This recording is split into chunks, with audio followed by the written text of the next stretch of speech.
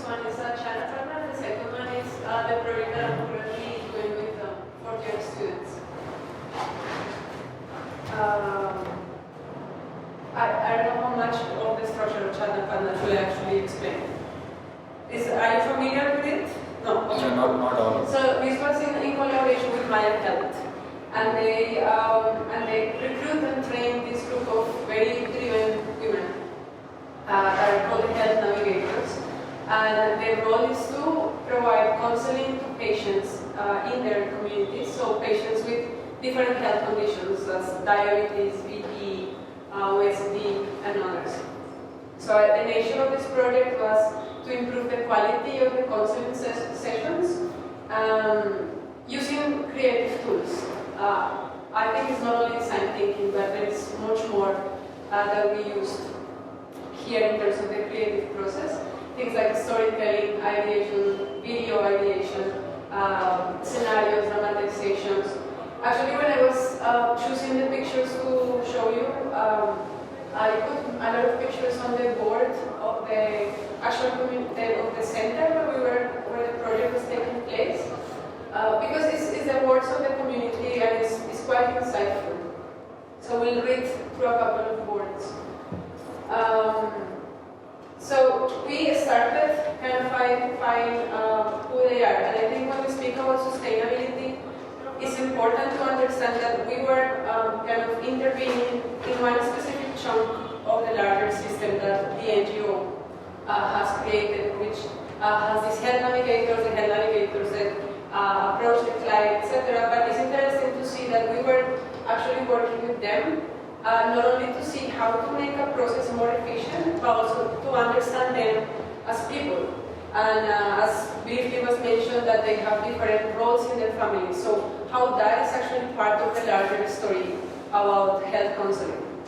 So we were engaging with them, empathizing with them, using different creative methods. And this is how the purpose of the project started being shaped. As I said, these are words written by them. In fact, the word sustainability came here. And then this is a participatory design process. So I think we moved from trying to understand a problem and to solve it. It was more about developing the tools to identify those problems, which is very different, because it's different that we decide that we kind of grasp and find something to work on. It's different than helping the community to look at the situations differently and find opportunities on that. So it's a lot about empowering these women to be able to have that lens of finding opportunities and problem solving. So which are the ways in which they can actually do some sort of intervention in the process. And that was crucial in a way. I think in terms of the purpose of the project and the design process, how the purpose started being shaped in this way. So we, at the very beginning, we understood who they are, which are their routines, what happens when they meet the clients, and it was very insightful because when we say that we take things for granted, we think that the counseling session is this moment of providing some advice and following up the progress of the patient.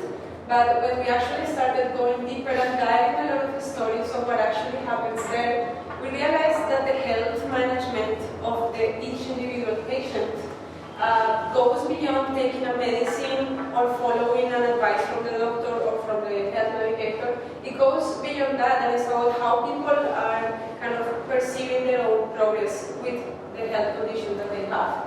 So what I mean is, these are one of the group insights that we got. As you can see, I think there are two things here. One is that we saw how the clients, which are the patients, they trust more the doctors than the health navigators. And again, when we talk about sustainability, we were not working with the doctors directly for this specific project, but they do have an influence on this whole story. They do have an influence when we see how healthcare management is being done. And if there is more trust for institutions rather than trust for people, then we find that the counseling sessions will not work as expected. So what can we do to improve the situation? And the second thing is that the clients say very interesting things. It's like, okay, I'm following this diet, I'm following your advice, but my weight is not coming down, or my sugar levels is not coming down. So again, it's a very subtle level that kind of transforms from the actual advice that you tell a person, and the question is, you actually have to tell a person what to eat, or how is the constant engagement to actually make sure that this person is not only eating well, but kind of feels the benefits of it. So it's a larger approach to healthcare, and I would say it's more about well-being that we started identifying. And what is interesting is that not only us, but the community, like the health navigators itself, were identifying this sort of perspective. So it's not only one moment of experience that they are sitting with the health navigator, with the patient, but it's something more subtle that is kind of personalized.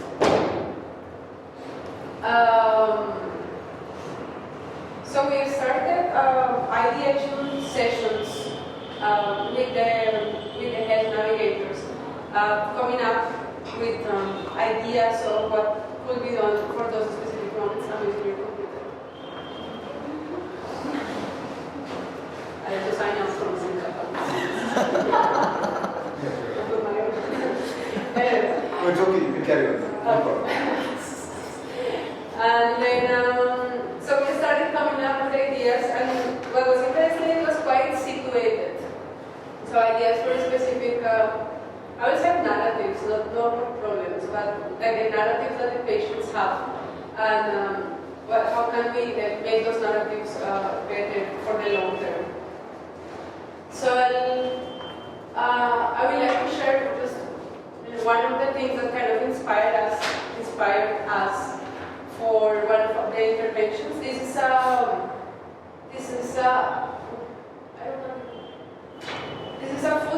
diet chart for the client. This was done by one of the health navigators, in fact, by health, and it's not only a diet chart of what is advisable to eat, but if you look at it, it comes with practices like exercise, or you have differentiation of types of food, like grains, dosas, fruits. And what was very interesting for me here is that this is a piece of a narrative that makes more sense when we design kind of a tool for a person to follow up on the healthcare status. So it's more of the story that you are telling rather than just keeping track. So if we look at it, there is a story that is being told here. So it starts with, it says mother and daughter. It's actually a drawing of an old woman reading the hand of a lady. And it says, we should see our life future. So it's kind of this imaginary place. And then I think Jacob was mentioning earlier, when we design for functionality or when we design for aspirations. So this is a very interesting story that is being told in a diet chart of these two women interacting. And then if we put some imagination on this, we can imagine that she is actually giving some advice on how to take care of the health.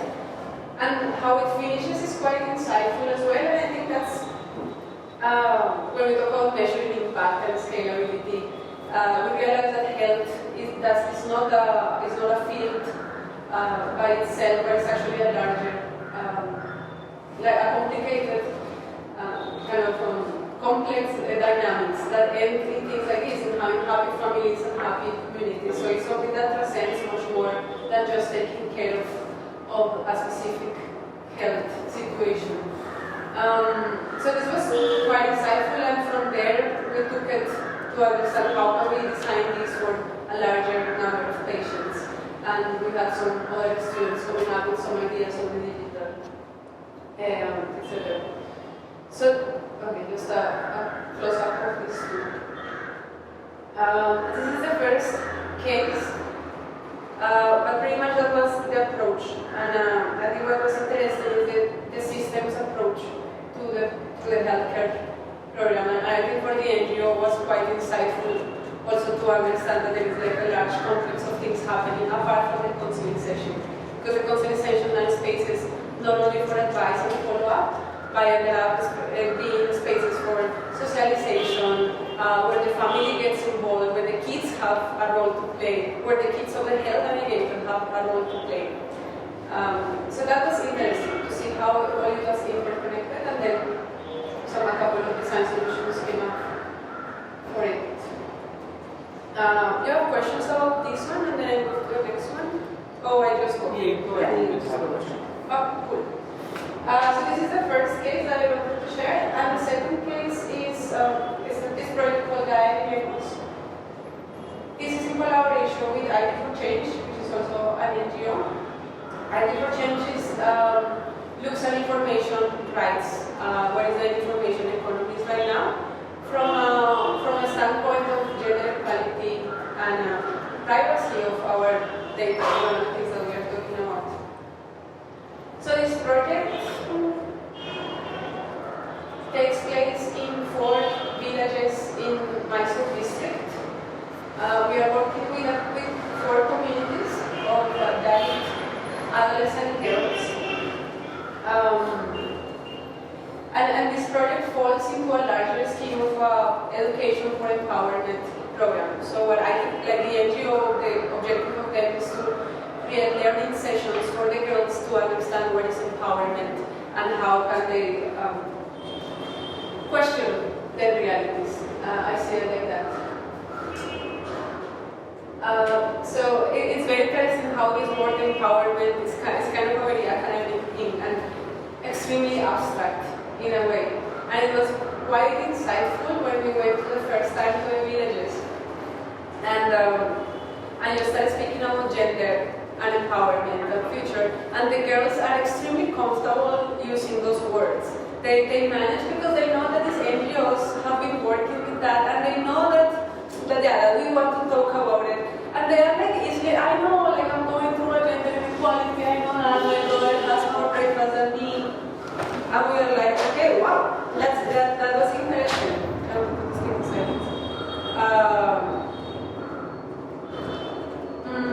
And then we realized that this notion of empowerment is quite underlying in small things in their lives.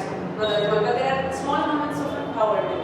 And empowerment means for us how we frame it is one thing is about choice when you navigate the future. So we realized these girls can talk about, yes, I'm going to this, so they know that the schooling system that they are into is not the most free for them and for their self-expression. And they know all of this, and they acknowledge that reality. But then when it comes to actually for them to think of the future, they know that right now they have some, 12-year-old, and very soon they have to get married. And very soon, all of these things that you thought, I want to be a doctor, they see it, when you say aspiration, extremely understood. They know, of course, my aspiration is to be a teacher. So how do you get there? And that's when the tricky part starts. So when they start navigating their own future, they encounter a bunch of restrictions. There are social restrictions more than, I would say, more than financial, of course. So we realize that this whole thing of navigating the future is about many things. It's not only empowerment of having a girl speaking by herself and raising her voice. It's way beyond that. It's something more about confidence and about building up your own identity, and then you are able to speak up if necessary.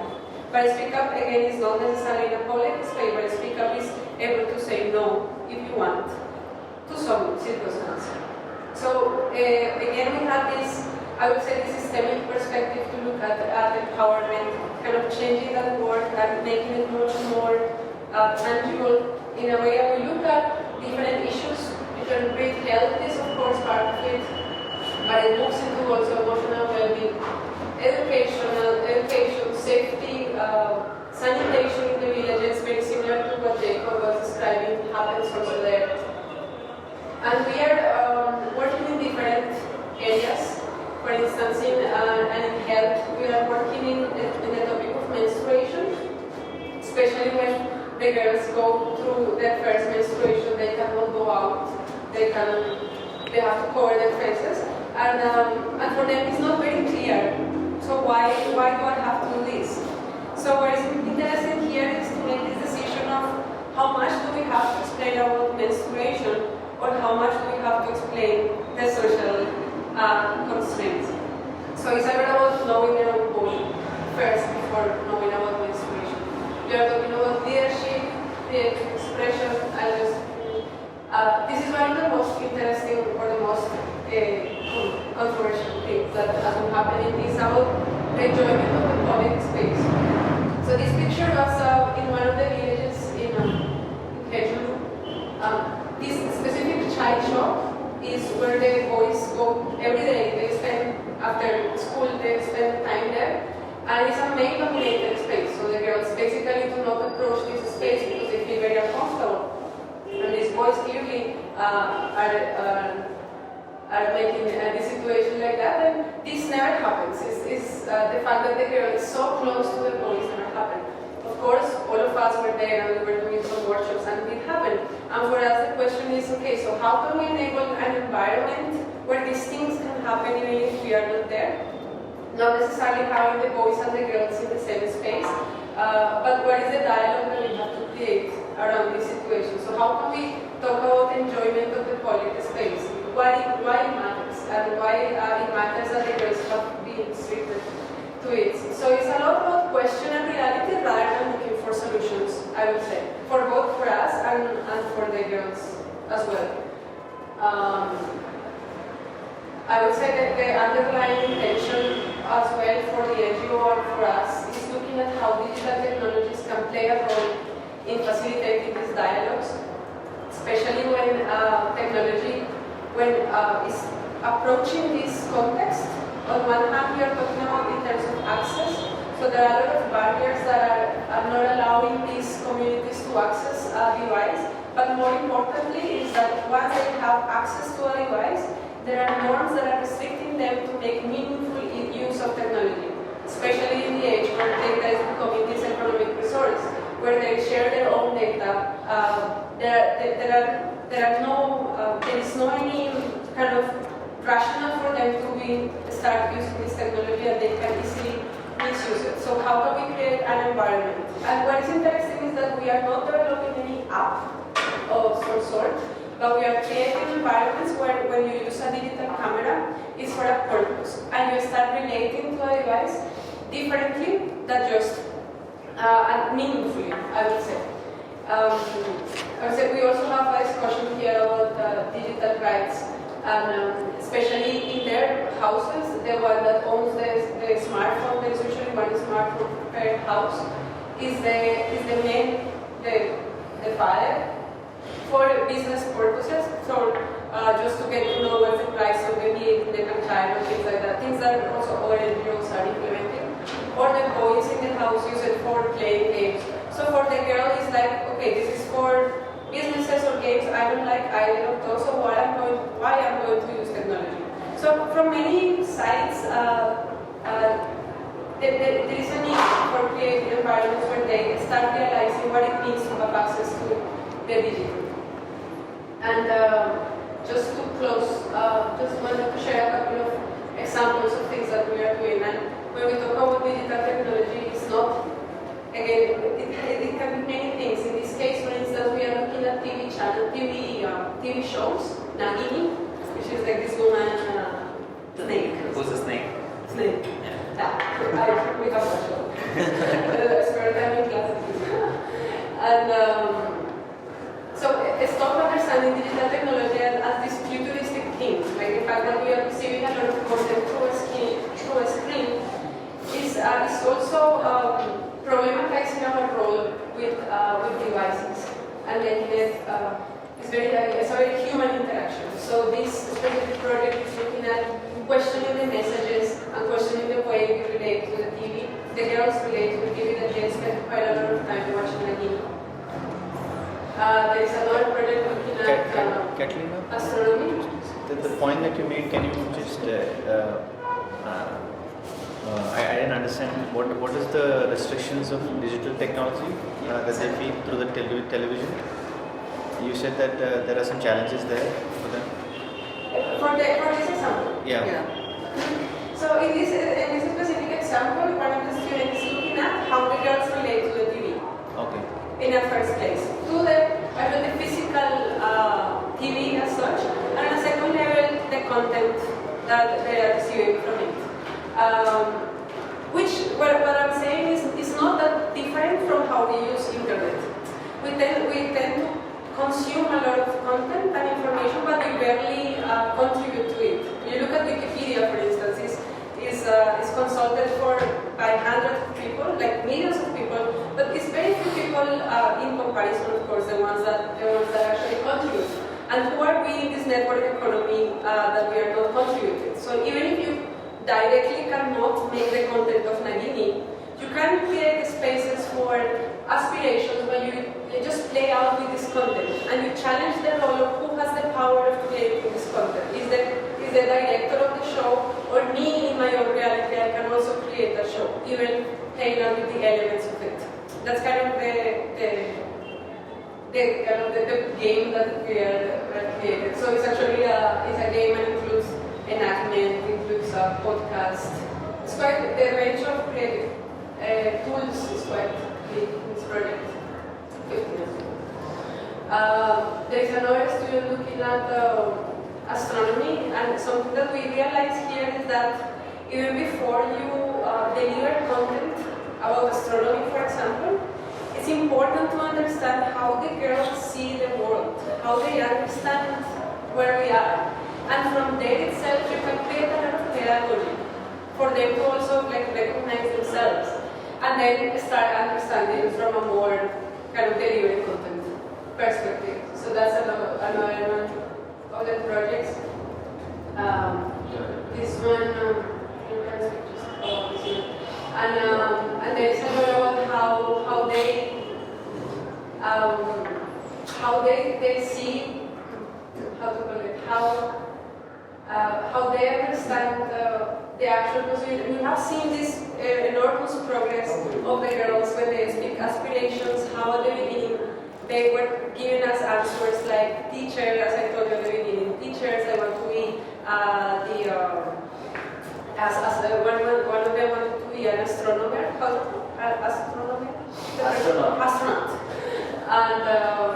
And then we started talking about scenarios of the daily lives. And they said like, okay, so maybe if I get married, maybe I can just go and live in that village, but because that's usually what happens, they have to go and live in the village. But they said maybe there I can start to be a tailor, start being a tailor. Because at the beginning they thought that they just had to leave the village and all the possibilities were in that scenario. But now they're like considering at least, okay, maybe if I move down to the village, these things are there. But I think that only happened, this kind of scaffolding that answer was hard, but only happened when we tried different methodologies and pedagogies, and they are the happiest kids. We watch also one of the misconceptions of the students, thinking that because they are Dalits and because they are going through inequalities, they are going to be these shy kids. But actually they are extremely spontaneous and happy. So I mean, the relation with health is one of the chunks, but I would say in terms of well-being is one of the bigger topics that we are tackling. Yeah, that's it. Good in time? Yeah. Good. We started late, so it's good. Okay. No, and we have the teas ready, so we could start with some questions here and then continue to the tea. Thank you for the. No, we could start with some questions. Yeah. If there are any questions that are there right now, anybody has any sort of. Looking at all of you. I think we could probably come back and maybe questions on the lines of these things, or just because the next session we'll consider these points too, but we'll have to move quickly to affinity and then try to come up with higher level categories according to the schedule. So Do you know a lot of what he was talking about in the last presentation? Gender. Actually, fits in here. yeah, the gender.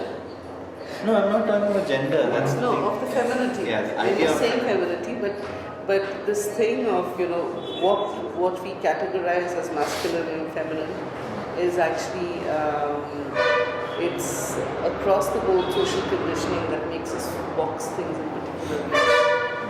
And it goes across, so gender is one form of social stratification. It could be color, race, economy, education. So social stratification, caste, religion, whatever. So stratification happens across the board. Every action that you do today is a response to something that has already happened. Nothing is spontaneous. But you need. I'm not talking spontaneous because I've had this conditioning. Right, but you need, you need that, right? You need shadow for light, that kind of thing. So yes, but what I'm saying is that even that, so you don't, if you actually say you need shadow for light, instead of saying there is shadow and there is light, then there is this freedom where the shadow and the light can move independently. I'm talking very abstract. You know what I'm saying? You don't say feminine, masculine. By making it necessary. But how can they exist separately? That's what I'm trying to understand. How can they exist separately? They need to be together. But I think that's you know what I'm saying? Yeah, but I agree with you. But I think we're getting into that abstract bit here. Okay, that's too abstract. Can I ask a question? Yeah. So when you do exercises like these, you are building up the capacity to inspire. But what follows after this? So a child is being now that maybe when they go to the village and they get married, they can choose to be a teacher there or be a tailor there, whichever it is. So is that a part of the design where you actually also look at when they go there, how would it be possible for them to be able to actually do what they are aspiring for? I think that's a larger scope, and that will require a very long-term engagement. Especially if we are thinking of the girls that we are working with. We will have to actually wait. I think that's quite situated that way. But the NGO has had this kind of engagement with the communities with 20 villages over the last 20 years, and they have different stages of intervention. So yeah, of course, like that's another step. But I would say this is quite crucial because it's building up capacities that will help you make that choice. Like if you are not aware of, you don't gain new perspectives about your own reality, you hardly will go to the next village and say I will want to be a tailor. So, but yeah, it's a long-term engagement. Right now it's only in this. But also, this is typical. Like at least in Karnataka, the gender situation is not half as bad as say Haryana or Rajasthan, wherever. In Rajasthan, the female, like where I work, they don't count their daughters. So, I mean, one of the guys, old man, I saw his wife fetching water and bringing, and I asked him, like, where are your bahu beti? I've been working in that village for 22 years, I mean, in that project for 22 years. And I said, Kaka, why is your wife doing all this? Where are your bahu betis? Like, he's in his 80s. So he said, like, what can I do? God hasn't been kind, and I didn't have children, and in my old age I've got a 18-year-old and a 16-year-old sons. Okay, so I said, oh, then they must be sitting in some corner fukui, smoking bidis, and your poor wife has to do all this. That's a real pity. And he asked me, how many children do you have? And the term he used was bache. So bacha could be a boy or it could be a child. So I said 2, and he said, what are their names? And I told him the names, and he said, why have you named them after goddesses? So I said, because they are little goddesses. And he said, no, I asked you how many bache you had. So this went in a loop. And then he said, choro. So when he used the term boy, I said, okay. No, I don't have any boys.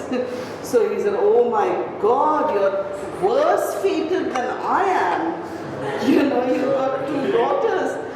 So I told him, like, how can you even say that? Because you don't have daughters, so you don't know the joy of having daughters. So I must tell you that I'm really. So then he said, and your husband's fine with it, he hasn't brought in a second wife. I said, that's very normal conversation. So I said, no, I mean, he's happier than I am. I mean, I could do with boy, girl, whatever, but he was really specific. I hope this is a daughter, I hope, because he's got a brother. And what about your mother-in-law? Didn't she look for another bride? So I said, no, she's also happy because in the family there are only boys. I only have the 2 girls and they're worshipped. And I told him, you know what, you don't have girls, so you don't know the joy of having girls. And I thought, I have one this morning. And he said, who told you I don't have girls? I had 7, thankfully 2 died. And then you know what? You just tell. You say, okay, continue. Show me what you were showing me. How do I? Because it's task to be done. But it really hits you that. But he's talking to me. I'm female, but I'm not from his social strata. So he is willing to accept me as an entity. But my gender within his realm is not accepted. And the same thing when an NGO or anybody who's outside the system goes and talks to these girls about aspirations, very clearly what they will say to you, and this I experience all the time, what they will say to you is far removed from the actual reality they have in their heads. So they will say, I want to be an astronaut, I want to be a tailor in the next village. But in their heads, they know they're going to be married when they're 13 and have 3 children by the time they're 17. You know what I'm saying? And they move into that realm without question. So that's the thing that you need to break. Yeah. Do you get? Yeah, you know, exactly. which I think you have achieved in this thing of, they've moved from being an astronaut to something a little more manageable of a... We were in Udaipur and they was also part of it, and one of the things that hit all of us, including me, was that we were talking to Jatin Sansthan's Lakshmi Muji's group, right? And their cluster coordinator, and they said that in here we are okay with the change that happens over 35 years. Today, a mother, we kind of do all this to a mother and an adolescent, and she grows up to be a mother, and then she goes and says no, and she'll fight for her daughter's education to send her daughter to the school. It takes almost 35-40 years. It takes 2 generations. That is what we want. And it was a kind of an opening for all of us, because as designers we want change now. Yeah, but I must tell you, it's when the project is 25 years old, whereas and it's taken 2 generations to actually see girls going to study business management in Jaipur, nursing, that they're not getting off. The women who joined the project had been married off when they were 3 or 4 years. I mean, it's very rampant, 2 years old, because you have to give the weight of your child